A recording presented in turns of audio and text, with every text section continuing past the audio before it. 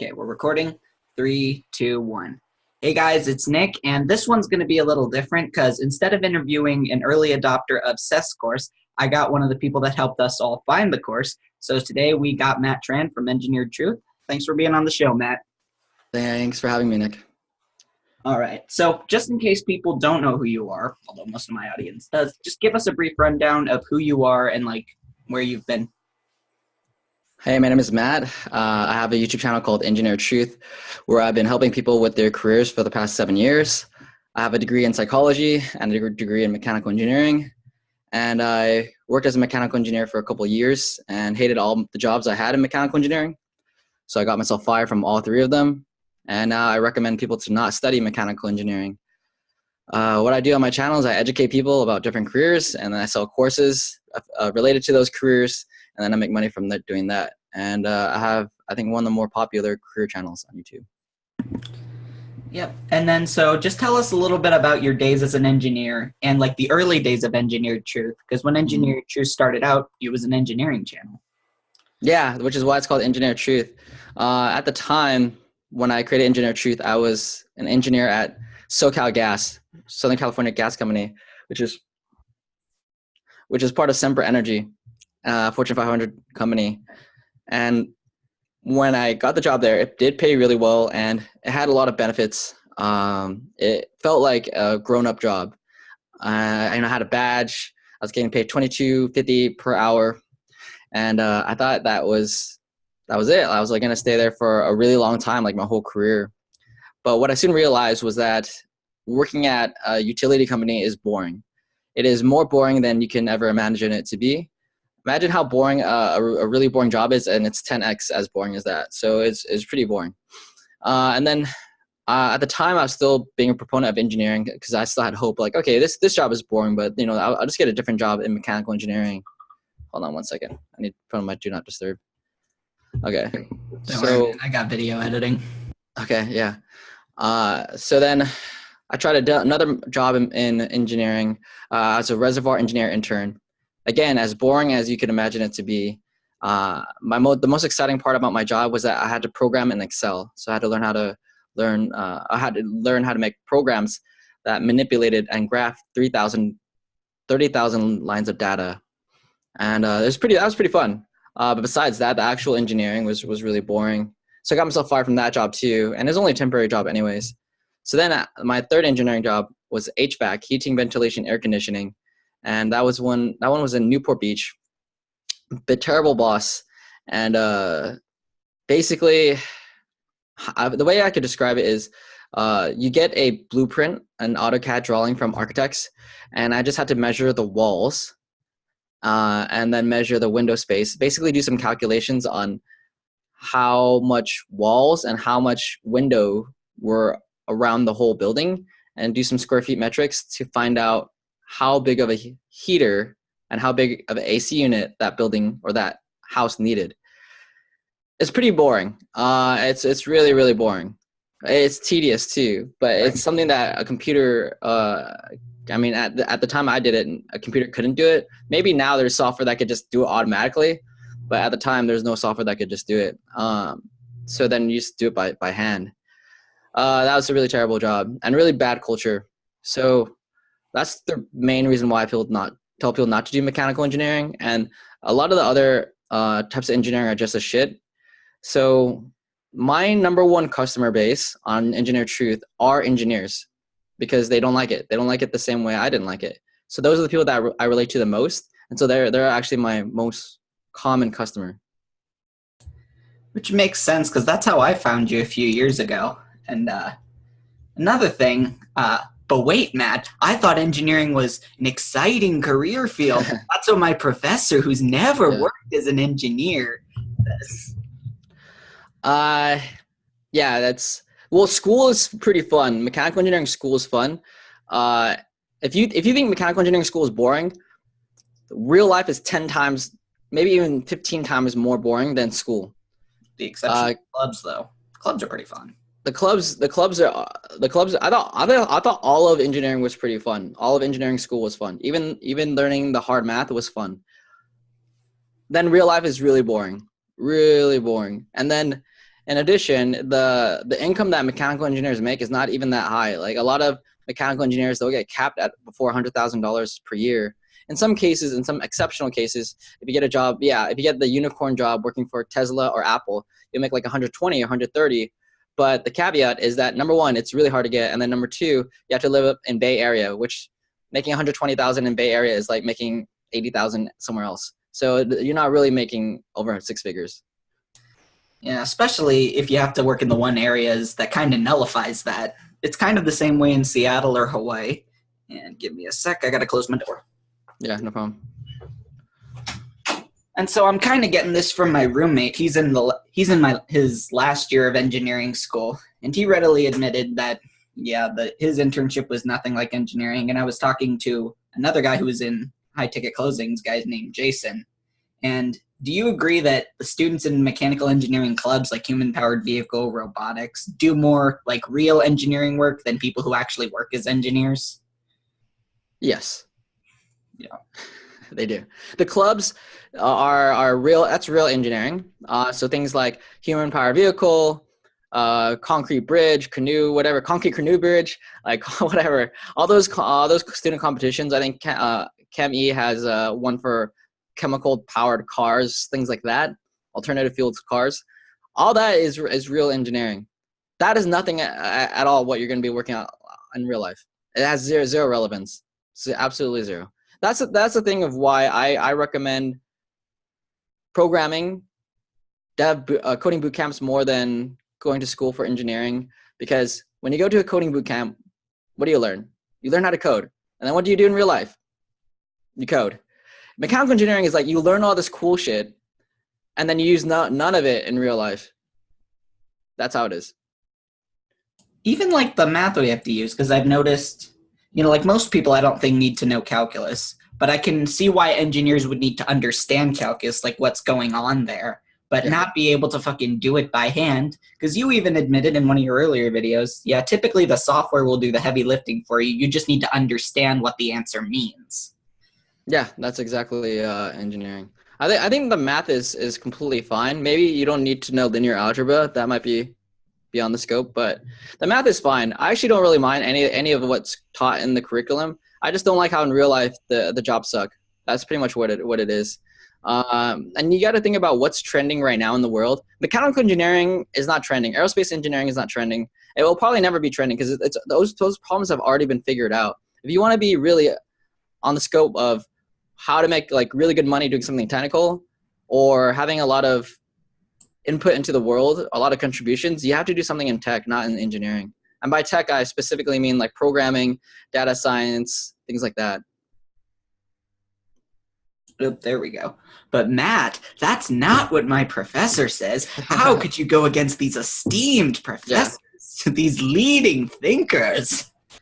The way I can go against them is because I've worked in engineering before, and the thing is when a professor spend too much time in academia, they have an unrealistic expectation of what the world really is, and that's unfortunate.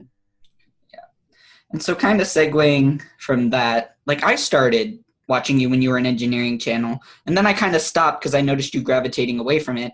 But then I came back in, which is right around the time you were promoting the digital marketing course. Like, do you ever get like haters in like live streams or just comments complaining that you aren't an engineering channel anymore? And like, all the time. There. I mean, I get it all the time, but my goal isn't to help people live an unfulfilled life. Like, imagine that was the goal of my channel. Engineer Truth mission statement: to get people into shitty careers. That's a terrible mission statement, right? My mission statement with Engineer Truth has always been to help people get into careers where they can live their dream lifestyle. That's the end goal. How I get you there doesn't really matter. What I care about is the job I'm leading you to have opportunity to work remote? Does it have the opportunity to one day get paid really well? And then the third one is it easy to get a job? And those are the three main criteria I when I promote a career is what I look for, right? So when I look at something like engineering, can you travel a lot as an engineer? No, you can never travel because all engineering jobs, mechanical especially, software, there's a lot of opportunities to work remote. But when it comes to the physical types of engineering, practically no remote work opportunities. I think zero, right? So no remote work opportunity. Mechanical engineering salaries get capped very early, and there's not much of an opportunity to start your own business. Whereas the big winners in the past, I would say 6 years, if you look at them, they're usually digital media, digital marketing agencies. Like those are the young millionaires that I meet, usually digital marketing agencies. And if they're not digital marketing agencies, they're people that apply digital marketing to their own business in a very advanced way. Those are most of the millionaires in their 20s right now. Right. And Then then, the third one was, is it easy to get a job? And with mechanical engineering or any of the types of engineering, except for software, they're such a specific skill that if you don't get accepted by one of the 5 companies hiring for that, such as aerospace, right? If you're an aerospace engineer, you don't get accepted by maybe it's not 5, but maybe like 20 or 30 companies that are hiring for that, then you're boned. Like there's nothing you could do. But something like digital marketing, because it's applied to every single company needs digital marketing. Now you have hundreds of thousands of companies that you could work for. And so the opportunities never end. right. And I took your digital marketing course and I'm freelancing now. One thing that I kind of don't like about engineering, even though I'm still here, but it's for the clubs, is that engineering, it's also a really limited career path too. Like if you get your engineering degree, pretty much your only path is to work full time for an engineering firm or take a huge risk and start your own. It's just that. I mean, like whoever heard of a part-time mechanical engineer or a freelance engineer? With Yeah. digital marketing, however, as a career, it can be literally anything you want it to be. Like, do you want to work full time at a digital marketing agency, be a part of a team, and have it be your primary source of income? Yes, you can. Do you want to freelance and work remotely and make your money that way? Yes, you can. Or do you really just want to do it like as kind of as a side hustle, still make decent money while also having the time to do something else, like going to college if you want, or just, I don't know, learning an instrument? Yes, you can. Like there are very few career fields nowadays where you can actually do that. Yeah, exactly. Let's see. So a lot of people complain that Engineered Truth isn't an engineering channel. Yeah. And recently you said you if you had to go back and do it again, Engineered Truth wasn't really easy to brand and came with a few disadvantages. Have you ever thought of like just changing the name at some point? Because I've noticed that's what a lot of former engineering channels did. Because I don't know if you remember, there was this channel called Engineering Worth who talked about similar stuff that you did. Yeah. But for the past 2 years or so, he deleted all the old engineering videos, and now Yeah. his channel's called Freedom in Thought or something like that, and he talks about, I guess, philosophy. Have you ever thought of doing something similar? Well, he changed his branding before he had a significant following, which is fine. I think he had like less than 10,000 followers when he changed his name. But then his was like very specific. Like Engineering Worth is really like it's very interesting because that really niches him in that one thing. My followings was already big, and I just feel like it's similar to logos. Unless it's like really, really bad, you just leave it. Because when it comes to a brand, it's more about the meaning that you give to it over time, what people associate it with, than the actual words. So that's why I'm never going to change it. It doesn't make any sense to change it. It's just that it just wouldn't be worth it. Fair enough. Yeah.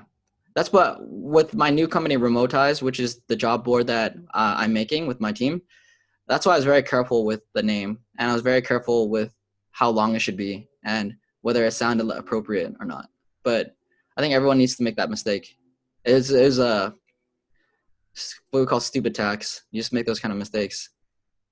Good old stupidity tax. And I guess now that I think about it, you already have like merch for Engineered Truth. If you changed it, you'd have to change all the merch, which means I'd have to get a new shirt. I mean, yeah. I mean, it's fine because I still do talk about technical careers. I actually really do encourage people to do technical careers. I don't have any problem with technical careers.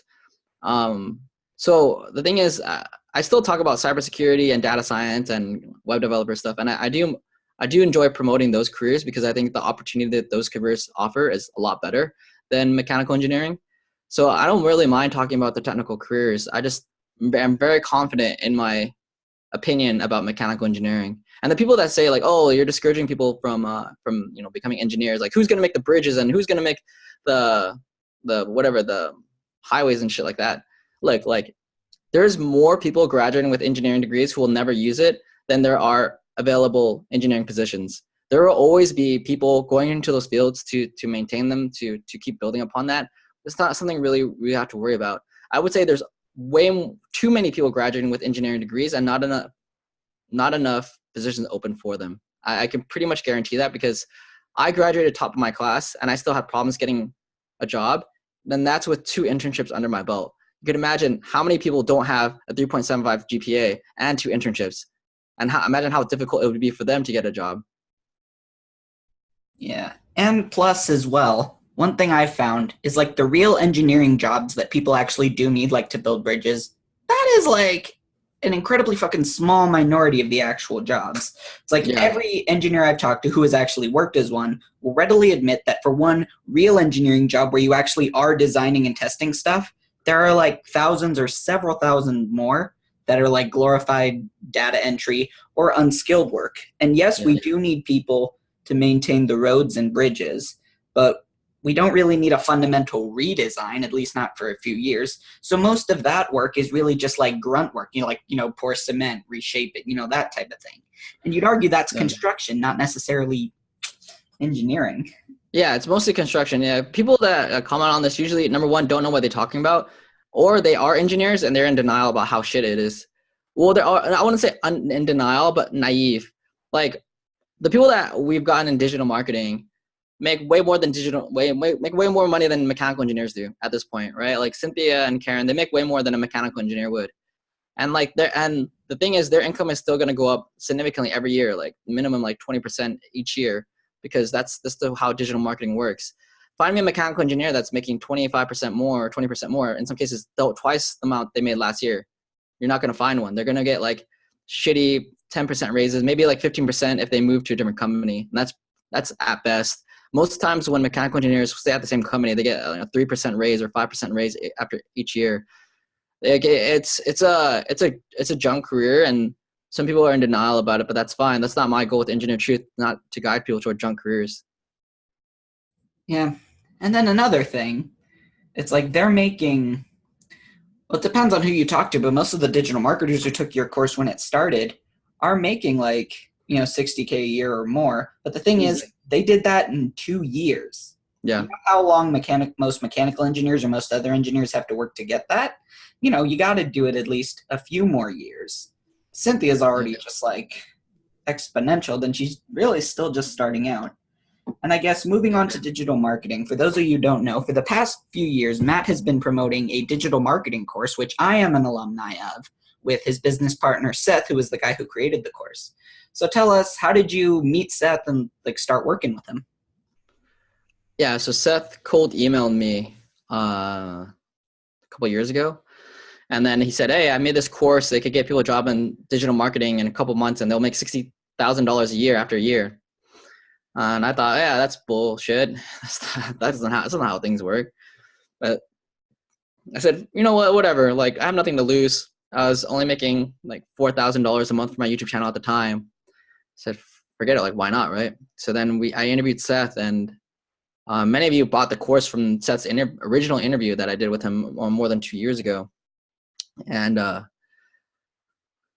we started getting sales. I remember opening my mailbox, and I had just set up my ClickBank account. ClickBank is the platform that we use to track sales, and they take money out for tax and stuff like that. And so I open it and I see a check from ClickBank about 3 weeks after we started promoting the course. And I thought, oh, hey, there's a check. That's kind of cool. And I opened it. It was $300. I was like, oh crap, $300, not bad. But I thought that's gonna be a one-time thing. But sure enough, 2 weeks later, another check comes in. It's another $300. So that one video is steadily making me like a grand a week, a grand a month. I'm like, oh, that's the easiest grand a month that I ever earned. But then 3 months later, I asked Seth, like, yo, is anybody getting jobs from this course because I felt bad because I'm making pretty good money off of this. And then Seth sends me 5 screenshots of testimonials of people who got jobs, and he didn't even tell me. Like, what? You didn't even tell me? But yeah, okay, I was like, okay, let's scale this. So we brought on Justin as our first testimonial. So he came on, he did a testimonial, and then that doubled the sales. And then of course that doubled the sales, of course, and you guys know the rest of the story that we just kept doing testimonials, and now the income is pretty insane. The amount of testimonials is insane too. I mean, I think that's the biggest playlist on your channel. I could be wrong though, because there's like 21 as we film this today, and I'm sure you have more that is like that you haven't released yet. We have too many people willing to give testimonials that we couldn't publish it fast enough on my channel. That's how many testimonials we have. Yeah, got to start changing it up. But we have 3 real life testimonials coming up. we shot 2 in Saigon, and then we shot 1 in San Diego. So we have 3 real life ones coming up. Nice. But right now I'm doing a release with Dan Locke, which I'm wearing their shirt right now. So that one is going on right now. But then there's gonna be some videos just for fun, and then there'll be the real life digital marketing testimonials. All right. And I remember you mentioned in some of your early videos that you got a job at like Bikeberry, I think, basically kind of doing content marketing and making videos for them. So were you already kind of introduced to the whole concept of digital marketing before Seth reached out to you, or did you really explore it like after that happened? So after I was done with mechanical engineering, I got fired from the 3rd job. That's when I decided to do YouTube full time. And after 6 months of doing it full time, I was not making that much money from it. Like I was only making $400 a month. So that's when I had to get a job at bikeberry.com, where I was making product videos, which I really consider I would consider that my bachelor's in video making, because that's where I learned how to make videos for a company, and not videos just for fun, but videos for profit. And because there I got to experiment. I got to make different types of videos. I got to make tutorials. I got to make product promo videos, right? Product introduction videos. I was all around content person. And I really thank Jack, who was my boss at the time, for giving me that chance to learn so much. But at the time I had learned a little bit about Facebook ads and Google ads, but I didn't know how big it was until I partnered with Seth. There we go. Let's see. And then also, for the past few months, you've been releasing this free series on your email called Rich Friends, Poor Friends. Yeah. And I think that's honestly one of my favorite series. But I can't remember what episode this was, but you talked about almost all the rich people you know have had what you call a rock bottom moment. Yeah. Where it's like, I have to change, or this has to work. And I've noticed a lot of them, along with the really successful people who did testimonials for digital marketing course, are all like nerds in some way or another. Like Cynthia, she's, really good with digital marketing, but at the core, she's a nerd. I remember she had that freaking Batman statue in the background when I interviewed her. So similar to the rock bottom moment, do you think someone has to be like a nerd in some way to be successful? Because I've been seeing that. I'm like, can we just have a normal successful person? Or is that like me just asking, why can't 2 + 2 just equal 5? I mean, digital marketing is a technical career. It's half technical, right? So you have to know about things and you have to nerd out about it. I just don't think digital marketing appeals to people that don't have like a little bit of that technical savviness. Because it is a somewhat complex job when you think about how many things you have to know about inputting data in and stuff like that. It's a really data-driven job, digital marketing, right? So if you don't like data, you're not going to like digital marketing, which is why the high-ticket closing thing appeals to people who are not data-oriented. That's where you get more of the people who are just good listeners. If you're a good listener, HTC will work for you. But like digital marketing, it's also something every business needs. Because I mean, the purpose of marketing is basically to get you new leads, customers, prospects, or whatever. But if you can't, close them on why they should do business with you or buy crap from you, it doesn't really mean it. Anyone looking to start their own agency, you likely had a situation where you got on an uncomfortable call with a prospective client and you feel really weird about signing like basically pitching a retainer for $2,000 a month with this guy because you've never done it before, and it should feel uncomfortable because you've never been trained on how to do that. So that's why I think high ticket closing is a good complement skill for someone who's trying to start an agency. Until you can hire your own salespeople, right? Then you can hire closers. But in my opinion, if your company is small, you should still know how to do every single role, at least lightly, right? Like when I have a couple of video editors on my team, when I give them instructions, it's very specific. But if I have no video editing background, it's really hard to hire the right video editor, and it's hard to give them instructions. Same thing with graphic design. Like I give my graphic design Jessa very specific instructions on what to do because I have some background in graphic design. But if I didn't, I wouldn't have any idea how to give her the proper instructions. Same thing if you plan to hire your own agency, then you need to bring on clients, high ticket clients. They're going to pay you a couple $1,000s a month recurring. If you never had any experience doing that yourself, how can you hire someone to do it for you? Now, later on, and like really big companies, obviously, like you're gonna hire people and you have no idea how the role works. But like that's like when you reach like 50 employees. But like for the first 10 employees, you should know all their roles pretty well. Yeah, people have tried. I mean, it's really funny. Some of my friends who are also alums of the course who will go unnamed for, privacy purposes, like a lot of their bosses like say they know about digital marketing, but they really don't. Like there was this one boss who thought Facebook ads was just boosting posts. He didn't even know it has a whole interface that's kind of similar to AdWords. Let's see. Here we go. So your specialty is really content marketing. Like you can do video editing, you can do a little bit of digital marketing, but really your job in Engineering Truth is to create the content that your team transforms into, videos. And there's also writing. One thing Seth mentioned in his new course, Skip College for Success, is that writing is taught, decently well till about 6th grade. Then it just becomes really fucking stupid and convoluted. Like, have you ever run into that and like had to get out of that when you were making content? Yeah. The funny part is that I never did well in English in school. And I thought, my English just sucks, which it makes sense because in my household, my parents speak to me in Chinese. And so I was like, my parents speak to me in Chinese. My English is just not as good as the people who only know English, right? And then I realized that English teachers are looking for a certain type of, I would say, eloquent and fluffy type of English that you will practically never use in real life. And so when I went to college, I still failed at English. I was getting like C's. I would struggle to get a B in English, never get an A. And it's because I could never match their type of writing that the English classes were looking for. And I thought, I just suck at writing.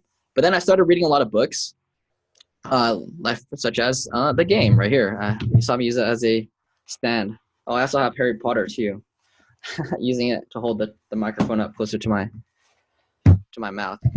I started reading books like this, The Game and stuff like that, and I started reading a lot of blogs. And I think a lot of you who are watching right now do a lot of self-development. And then when I started writing, similar to my favorite writer, which is a website called Baka Deseo, Barking Up the Wrong Tree by Eric Barker. Once I started writing like him, I would still get the F in English, but the way I write now through the Rich Friend Poor Friend series, it just holds attention really well and it gets the point across. It conveys more emotion. It lets you set up jokes a lot better than you can in traditional writing.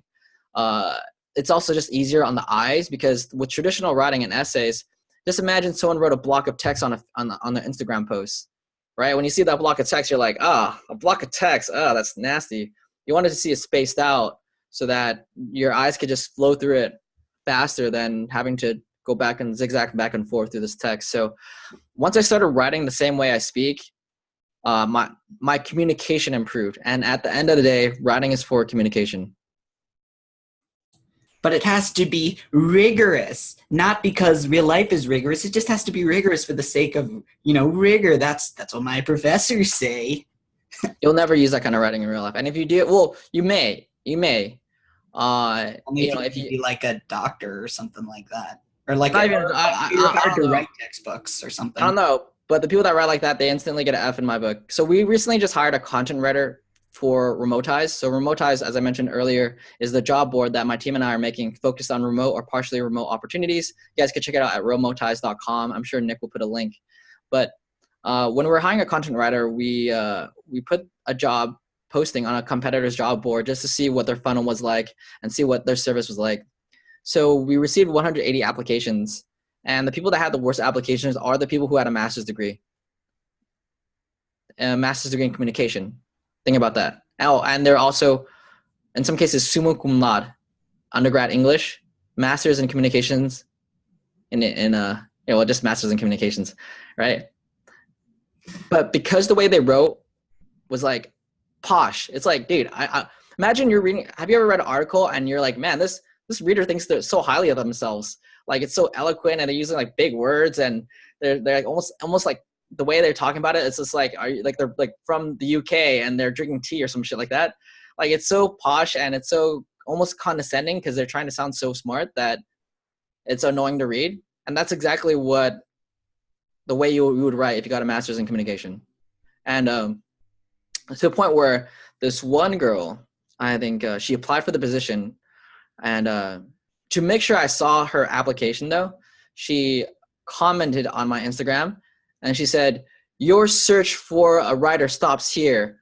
And then she put a link to her portfolio, and I wrote back, "Not with that copy, hard pass." And so she ended up deleting her comment because I was going to screenshot it and send it to the team because it's so funny. But it's kind of effed up, but whatever. So then I looked at her application, and yeah, it had the same kind of like condescending, like, oh yeah, of course I'm qualified for this role. I have a master's in communications and a bachelor's in English. And she was graduate cum laude. And guess what? Her writing was very annoying to read. Like nobody wants to read that kind of writing.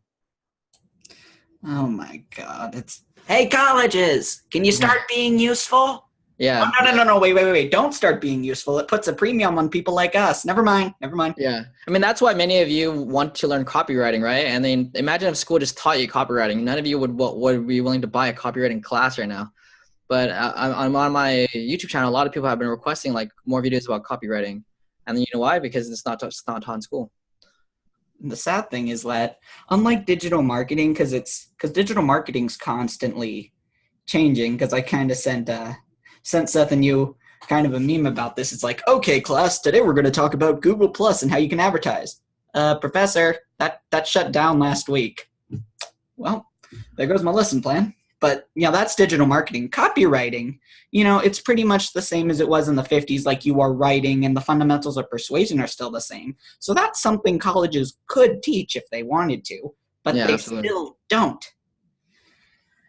Oh, boy. I believe they should teach it just so people also are aware of it. Because when you're aware it's going on, that's when you're not as susceptible to getting sold bad products, right? When you're aware of what's copyrighted, what's happening. But when you're aware of it, all of a sudden you see, oh, the call out to interest. Are you someone looking to boost your Shopify sales? Oh, shoot, that's the call out to interest. Let me guess. It's going to be the introduction next. Hey, my name is Matt, and I 10x my Shopify sales in the past 2 weeks using this one thing. Oh, and let me guess, you're going to put some stats next. Oh, yeah, and let me guess, you're going to give some free value. Oh, shit, there's the free value. Oh, the free value is pretty good. Let me guess, the next is going to be a call to action. Oh, wait. Oh, go sign up below my webinar. Like when you're aware of it, you see it. And what's the thing is, a lot of people think that when you learn copywriting, you're going to learn to hate it. Like, oh, this good person's telling me. No, when you learn copywriting and you see good copy, you appreciate it. You think, wow, that guy, that was slick. That was really slick. Yeah. You learn to appreciate it being sold to. You don't learn to being sold to. But you do start hating on shit copy though. Sales is evil. That's a poor person's mentality right there. 1,000 rich friend, poor friends. Yep. I know. It's really funny because I'm just thinking, if sales is evil, like sometimes sales is annoying. I'll give you that. But well, you need it. If you're not selling anything, you don't really have a business now, do you? Yeah. It also really does help you to appreciate good marketing pitches. Like Billy Jean, it's like, I think I saw some stuff from him before he was featured on your channel, but now that I see his YouTube ads, I'm like, okay, I've seen this. I'm already a member of that course, but I'm like, I can see why I'm targeted. I can see the targeting. I got to give him props for that. Yeah, I give the guy props for good ads because some of his ads are really, really, really good. But yeah, I think anybody that has a negative relationship with sales always broke. I've never met a single rich person who had a negative relationship with sales. Yeah. Same thing with money too, because I mean, Dan Locke has talked about this a lot. Mm. Is like, yeah, money isn't everything. Like, you shouldn't just want money in your life. You should also want friends and family, but you do have to acknowledge that it's important. And he makes a really good point. He says, think of it like this: imagine you tell your boyfriend or your wife or whatever, you're not that important to me. Do you think they'd stick around for very long? Of course they wouldn't. Similarly, if if you metaphorically tell money, you're not that important to me, you think the money's going to stick around for very long? Yeah. Well, I would also argue, yeah, I can see people saying that friends and family are more important than money, and they definitely are. But if you have more money, you can spend more time with your family, generally speaking. Like, for example, I mean, generally speaking, yeah, you have to work hard to earn a lot of money. But if you have a ton of money, you could technically quit it all and just spend time with your family, right? Or you could buy an online business. There's a lot more things you could do to spend time with your family than if you have money than if you don't. I mean, most of the arguments that I've seen families argue over are almost always over money. Money, yep. Especially, it's like, yeah, like money, just earning money for the sake of earning money, still kind of beyond that. But the purpose we all earn money is to do the things we want. Like, I earn money just so I can just mess around, freaking play my guitars right there, hang out with my friends, and I take it you probably do something similar. So you can hang out with your friends, although most of your friends are like rich people now. They're, you know, Yeah, yeah. And another thing to mention is that even if you don't want to earn a lot of money, if you want to get into elite circles of really smart people, you have to earn a lot of money. Like there's just essentially rich people like to hang out with other rich people, and it comes down to have you ever hung out with a friend and they were super cheap? Like they didn't even want to pay for a movie. Like, oh, like why do you want to go to a movie? Like we could just like watch something at home, and it's a little bit of a hassle, right? Because you're like, man, like dude, it's Friday, like let's spend the $15 to go to watch a movie in the theater. It's okay. Like again, it's just like that little incident that scales, right? So for me, at my level, it'd be like, hey, dude, like, let's go to, for example, my friend Joe would be like, hey, let's go to Vegas right now. I'd be like, okay, let's go. We'll just fly there and we'll stay at the Four Seasons. Like, it's not really that big of a deal. Or like, my friends will be like, okay, let's just go to the Philippines or Thailand. Like, I just spent like a week in Phuket and then 3 weeks in Saigon. And to me, it's like hanging out with my friends. If you don't have a remote income or your income is too low to be able to go out in these kind of situations, then it's really awkward because when we go out, like, well, we'll get bottle service. It'll be like $300, super cheap. But like, still, that's a lot of money to some people. And then I'd be like, nah, man, your share is like $100. Like, can you stop bitching about it? It's $100. But again, some people, if depending on their income level, like $100 on a night out is a lot of money. And like, if you can't afford that, you just can't hang. And it's just really awkward. And so people say like, oh, well, I want to hang out with the really elite people. Then you have to make elite income. and I mean, some people say, and I still kind of understand, it's like, I don't need to make a ton of money. I just want to have a ton of money to comfortably do the things. I'm like, you probably wouldn't be saying that if you had a taste of that fucking ballin' lifestyle. Yeah, yeah. I just think, I do think people, it's good to be happy with where you are in life. I think it's really important, but it's also, I think, good to try to level up year after year. Because if you don't make any progress in your life, that's the most depressing thing in the world. If you stay at the same job year after year doing the same shit, that's really depressing. It's it's like working out in the gym, right? Like people get addicted to it because of the progress. They like to look at their new muscles. They like to look at their abs popping out even more. It's the progress that gets them hooked on it. And so if your career is like that, like you're working, but you're not making any progress, you're like on a hamster wheel. You're just not going anywhere. It's depressing. Yeah. And plus, if you think about it, money is really like the byproduct or the result of value. And I mean, Andrew West has a really good quote. He was talking about careers. He says, people who think you absolutely need a degree to get a job, unless it's like in medicine or something, fundamentally don't understand what a job is. I mean, the way it works and the reason people are paid the way they do is like, say I wanted to work for you, you'd be like, yes, I'm going to hire Nick and I'm going to pay him, I don't know, $500 a month because he has the skills and can do something for me that can make me an extra $1,000 a month. You Mhm. don't need a degree to provide that extra value. Like you want to raise, you have to provide more value, you know. And Right. so if you're really saying money isn't important, you're kind of fundamentally saying that value isn't important because money's the result of value. So you're, you know, it's kind of a, I don't And know, making money should be fun. I just had a meeting with the Remotize team when we brought on these two content writers. We had an orientation meeting, and I straight up said in the middle of the meeting, we should all be having a lot of fun doing this because we're helping people get remote jobs, and we're helping people leave their 9 to 5 jobs or cubicle life to be remote, and we'll be educating people on how to do it. So all this should be fun. Now we're getting paid to do it, but at the end of the day, it should all be fun. And if you don't have fun at your job, don't get me wrong. Like there's some things I do. Nick saw me stressing right before we went live because there are things that do stress me out. Like some people. There's gonna be situations where people don't do their job, right? And then it stresses me out because if they don't do their job, that means I'm not doing my job. That's how it is for a boss. But at the end of the day, it's pretty damn fun. Like I wake up and I'm like, yeah, let's do some work. I'm pretty excited to do work too. Like I get antsy if I don't do work. Like if it's Monday and I'm not doing work, I get really weird. Like I'm like, oh, this feels. If I don't do it, I have to do at least a couple hours of work. Like it just feels weird if I don't. It feels negative if I don't. Like I'm not forcing myself to work. Like I just want to do it because I really enjoy what I do, and that's how you should feel about your job. Like you should like it. Like I would say on a scale, 7 out of 10. If you don't like your job 7 out of 10, you need to find something else. wrong. There will always be not good things about it. Like even me as a business owner, like it's super stressful. Like there's like cons about it where I feel like it's definitely not meant for everybody because at the end of the day, you everyone's counting on you as the leader, and if things don't work well, it's your fault. But like for the most part, even if you do work for someone, which I definitely recommend in your 20s to work for someone instead of trying to start your own business, you should still enjoy it 7 out of 10. Yeah, and it really helps if you like the people you work with. Because one of my clients, they basically sell music software without going into too much technical detail.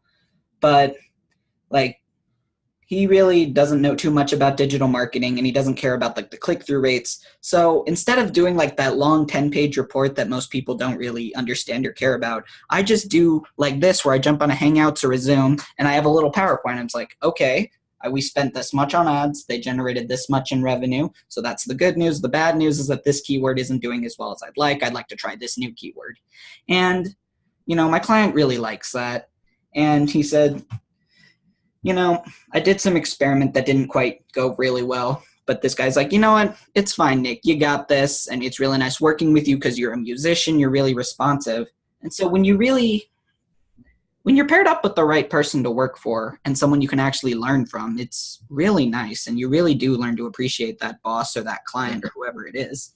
Um, Real quick, you kind of answered this already, but, you know, in the next few months, where do you see yourself going next in terms of engineered truth and just growing as a business? Uh, with Engineer Truth, we have some videos that we shot this week that I think are going to do really well SEO wise, view wise. And then the goal with those videos is going to be to funnel job seekers to remotize.com. So for the next couple months, we're going to be getting more people to know about Remotize, which is why we're doing this interview right now, because I want more people to know about my job board, remotize.com. This focused on remote or partially remote job opportunities. So that's phase one of building an online business is always building traffic first. This one's a little bit difficult because with Remotize, it's a chicken and egg. It's a platform. It's a marketplace. And marketplaces are always harder businesses. I don't recommend anyone ever trying to do a marketplace for your first business. A marketplace is something like Airbnb, where you have hosts and you have guests, or something like a job board where you have job seekers and then employers, or Uber where you have drivers and passengers, right? Any kind of situation like that, you should never do for your first business. Second business, okay. First, and then the reason I say that is because there's so much that you have to know about creating a business. And then when you throw in the fact that you need to have two customers, employers and job seekers, it just makes it 10 times more confusing and harder. But so phase one of making Remotize works is getting more job seekers on there.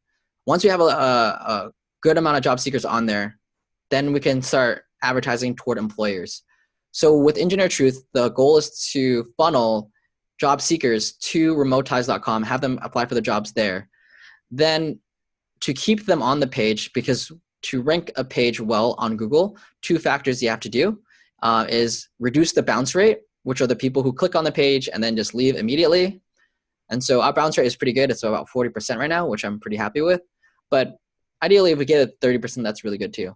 Then the second factor we have to optimize for is session time, which is how long are people staying on your website. And so that's why we're going to put really high quality blog content on Remotize. That's why I hired 2 content writers. One is from Vancouver. Another one is from the UK.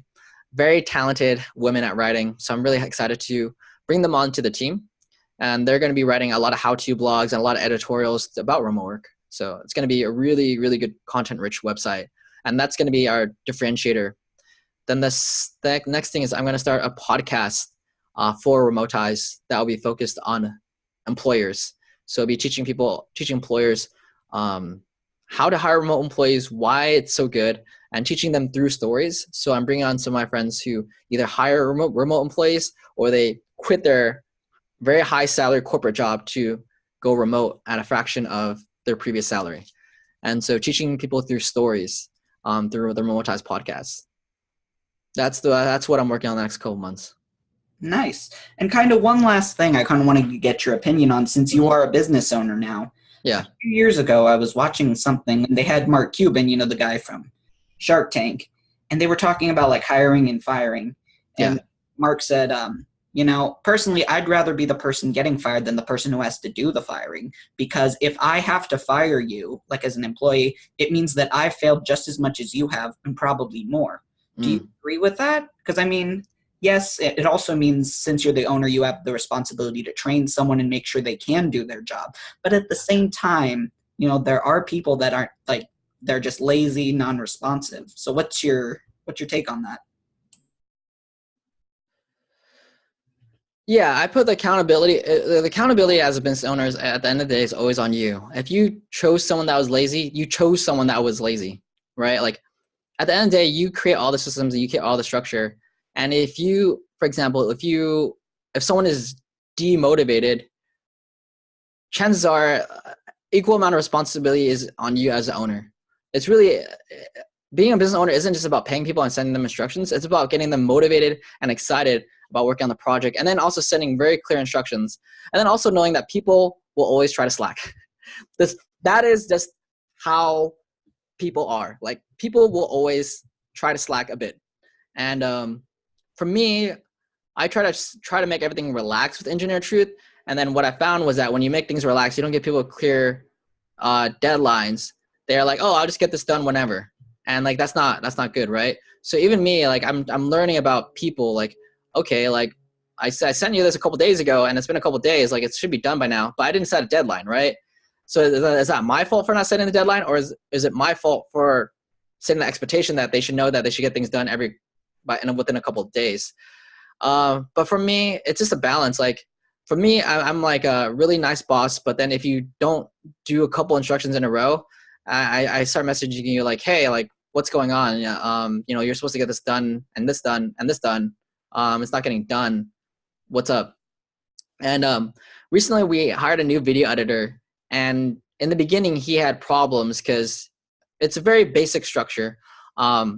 Each video editor is expected to do 1 video per week. It's very simple. They start on Monday. They should have it done by Wednesday or Thursday, and then there should be like revisions done by like Friday.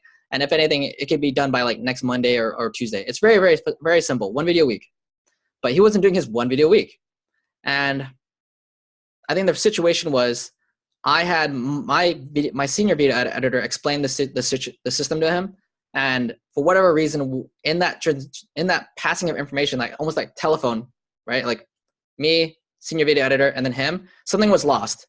It's distorted. So distorted. So by the time it gets to him, it's like completely just beyond recognition. So I think he was confused about the system. So I messaged him directly. I said, hey, what's up, Ken? Like you were supposed to do a video this week. To be straightforward, like he didn't do work for a whole week. By the way, if you're not doing work for a whole week, you should just message your boss and ask him, hey, I don't have anything to do. What's going on? Because if you're not doing work for more than 1 day, your boss knows. All right. I know. All right. So number one, I think a strike on him is not messaging me asking, hey, I don't have any work this week. What's going on? But strike on me is not messaging him first and setting up that system with him directly. Now, I shouldn't have to, because the whole point of being a boss is to delegate. But when I sat him down and I told him the system, like, look, Monday's when your assignment starts. You should have assignment Monday morning. You should already know where you're going to work on. It should be done by Wednesday or Thursday. And then you should get revisions done first. Like, revisions always come first. Once I sat him down and did that, like, he's been on it now. So it's 50-50, problems on both sides. But at the end of the day, like, you're a business owner. Like, you have more control than the employee does. And that's a really good point. And I guess I just came up with this one other thing. Like last night you mentioned you have another video editor and also a subtitler, which means, someone who subtitles those videos. So when it comes to like your business, how do you decide what task is like big enough to have its own person for it, or just make it a part of another person's job? Or because like you could have also said, it's just subtitling videos. I could just make that AJ's job or the other Matt's job. But how do you like determine whether to give each task its own person or just lump it together with someone else? If it's a one-time thing, I would just give it to one of them. Like if it's like, we need subtitles one time, okay, just give it to AJ or give it to Ken. But if it's a perpetual thing, for me, since I have done video editing before, I know how time-consuming it could be. And I've also done subtitling before for my videos. I know how time-consuming it could be. I know that if I consistently made them subtitle the videos, it would push them beyond 40 hours a week for sure. And then also, my video editors are very good, like exceptionally good. They didn't become really good video editors just so they could go back to subtitling videos, right? Subtitling videos is the entry-level job for a video editor. So specifically, I wanted, and this is really important, you never want to hire someone that's overqualified, ever, because they will leave that job to eventually. Because so if I had AJ do constant subtitling, he would eventually get really annoyed and really bored because he's a high-level video editor and I'm having him do subtitling, right? It's like hiring a graphic designer and you're just having them put text on a picture. Like they're not being challenged enough. And so when I was looking for someone to add subtitles to videos, I asked AJ, do you know anyone that wants a job, no experience? He's like, what? Like, look, we need someone to add subtitles to videos. It's a boring job. And I straight up said no self-respecting video editor would want to subtitle videos full time. He's like, my brother. Like, okay, what does your brother do? I'm sorry, and by the way, sorry, Jose, for putting your personal story on blast. But he's like, oh, his brother never, was never able to complete college, because they're not in a situation where they could easily afford it, and so he's never had a job before. And I was like, perfect. You never had a job before? Perfect. That's exactly what we're looking for. And you might be wondering why. Why do I look for someone that doesn't have a job before? Subtitling is very boring. And the only person that would appreciate it is someone who's never had a job before. And so he subtitled one of the videos. So he subtitled a video that was like 2 minutes long, which probably takes like, his first time doing it, it's going to take you a couple hours because he had to learn how to do it and everything. But since it was AJ's brother, he was willing to sit down with him and train him how to do it. So I paid him $20 to subtitle that video. And he was so grateful. He's like, oh my God, that's awesome. Like treated his girlfriend out for dinner for the first time on his money. And someone where it's the appropriate level for where they should be at will stay at a position for a very long time. And then now that he's doing a really good job, he's actually killing subtitling. He's actually doing really, really well. I may add more responsibilities to that. Maybe I'll have him edit a really basic video, right? Like, hey, you've been doing a really good job subtitling the last couple months. Let's have you do like a really easy video to edit. And then now he can progress, right? But since I had his loyalty from the very beginning, I'm the first one that gave him a chance. He'll always have that special loyalty toward me as like the person that gave him a chance. I think many of you who are digital marketers, you probably have like a special loyalty to the first person who gave you a freelance job or a full-time job as a digital marketer because they're the person that took a chance on you. And as long as it went well, you have a special affinity to that person because like they're the person that saw something in you before other people did. Yeah, you pretty much just summed up my journey right there. Like I have that loyalty to the 2 clients I have now. But it also really does put the responsibility on you to, give your all for that client. Like my website client, he really likes that I'm really responsive, but it also means it motivates me to go really hard to make sure the SEO is really good as well. This could be something like backlinks from the freaking Seattle Times, but you really do reap what you sow as a business owner is kind of what I'm seeing here. Yeah, you really reap what you sow. And as a business owner, it's a really fun life. But don't one caveat I gotta add is don't rush to be a business owner. Work for like a lot of different businesses. I think you see me now like, oh yeah, he's a business owner. He just always had his YouTube channel. But along the way, I've had at least 10 different jobs minimum where I worked for other people, and those experiences were the most valuable education, much more than college. But college is college. That's where you learn to expand Yeah, your mind. Although that one's kind of true. It's like, yeah, whoa, I had no idea I could get so wasted. My mind's like totally expanded, bro. yeah. So I guess they're And the networking argument is pretty good. Like you do make really good friends in college, but I'll also argue that you can make really good friends doing other shit too, like in Seth's course. that's where I met most of the friends I have now. Yeah, I'm actually planning a trip next summer where I just go around the country and meet them all. Because it's a I great feel idea. it should happen at one point. But any kind of final things for this episode? Just a last call to action to remotize.com. So if you're looking for a remote job or partially remote job, check out remotize.com. We're building out some really awesome blogs and really awesome content for it. So even if you're not looking for a job now, go ahead and check out some of the content on there and let me know what you think. Yeah, because people really don't understand how awesome it can be to work remotely. Because people say, "Oh, you get to work remotely; it's hard to focus." I'm like, "Have you ever worked remotely? It's nice." Yeah. But anyway, It's very nice. thank you so much, Matt, for being a guest on this show. And I'll put a link to his channel, the remote ties, and all the other stuff in the description below. And I'll see you guys in the next one.